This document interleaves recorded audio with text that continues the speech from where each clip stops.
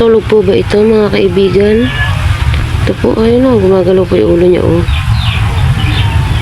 Yun po o. Yun po ay tulog o ano. Patakot din po eh, kahit maliit lang.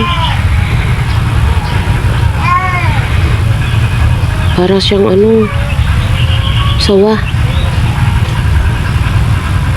Yun po, gumagalaw siya mga kaibigan.